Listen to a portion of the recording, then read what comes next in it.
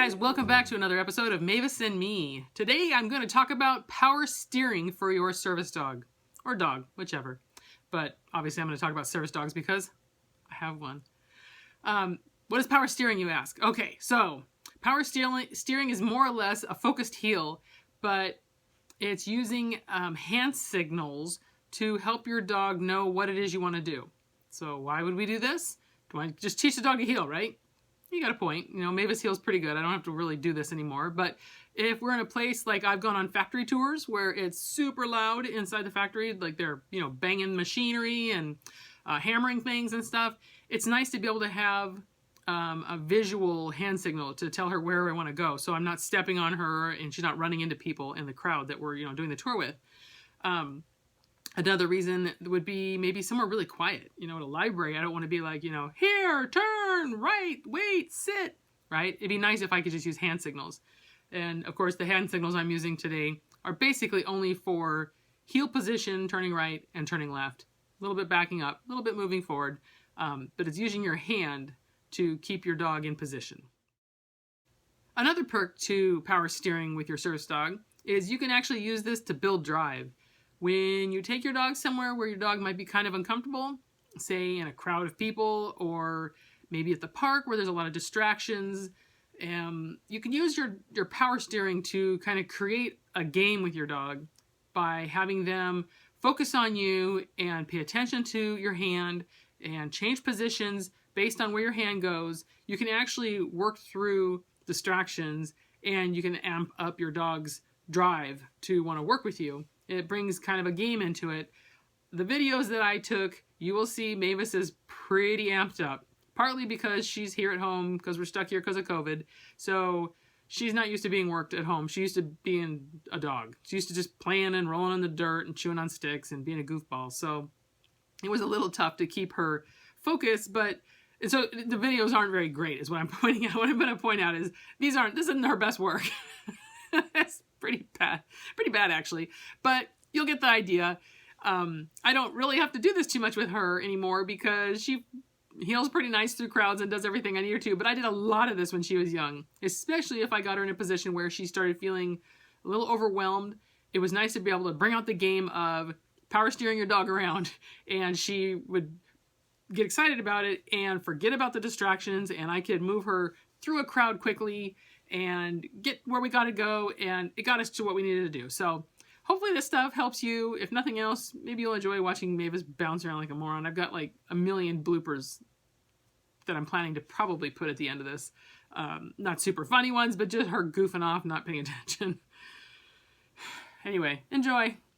You want to place your hand flat with the treat tucked into your fingers, just like I show here, right over the dog's head, and you want to deliver the treat right alongside your knee. You don't want to cut across your front. By using your hand, you can twist it one way or the other and get your dog to start realizing that you're going to make a turn, go backwards, go forwards. This can help the dog realize when you're going to take a step forwards, take a step backwards, and even take a step to the side. Here you can see the difference.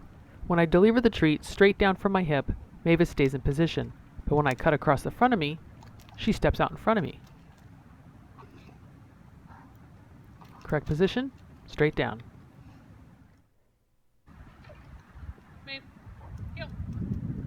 Here we are on the move. You can see she generally maintains the proper position alongside my leg. And from the front, you can see that she's not really interfering with me as I walk. However, when I switch the treat to the other hand, look at how she's cutting in front of me.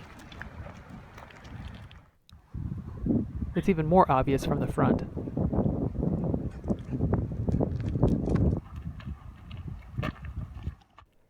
Using this power steering comes in handy to get your dog in proper position depending on where you want them to.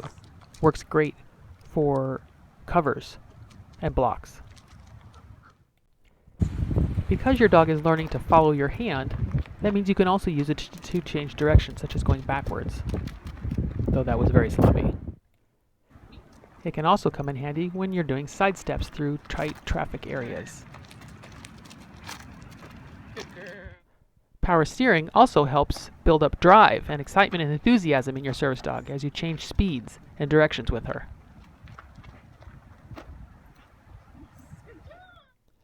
There are different levels of body language, from not very noticeable to very obvious. Here I start with the very obvious body language for a left turn, and on to much more mild body language for a left turn.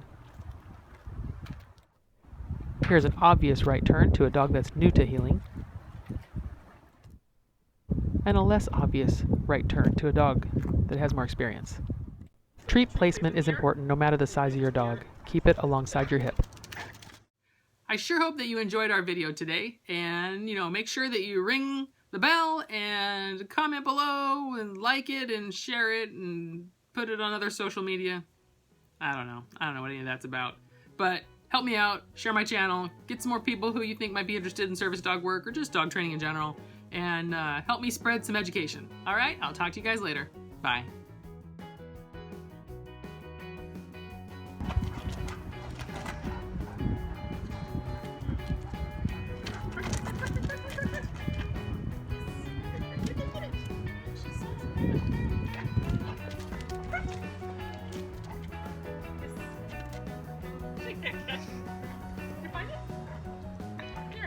Piper catches better than that. I know, she just goes like...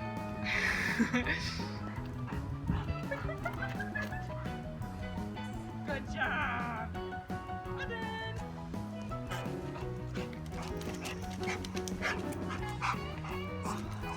So hot, so tired, so much needing to do, so much needing to do.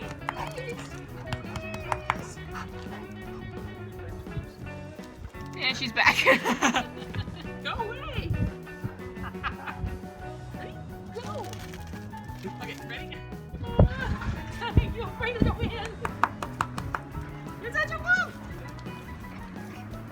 Okay. Don't post you kicking your dog. I didn't kick her. I snuggled her tummy with my butt! Oh, my butt!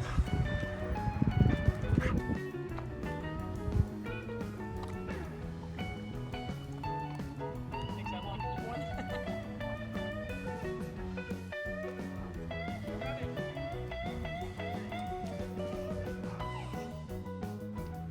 Oh, it's our nose. It's stuck up our nose. Mavis, come here, Mavis! Mavis! Hi, Mavis!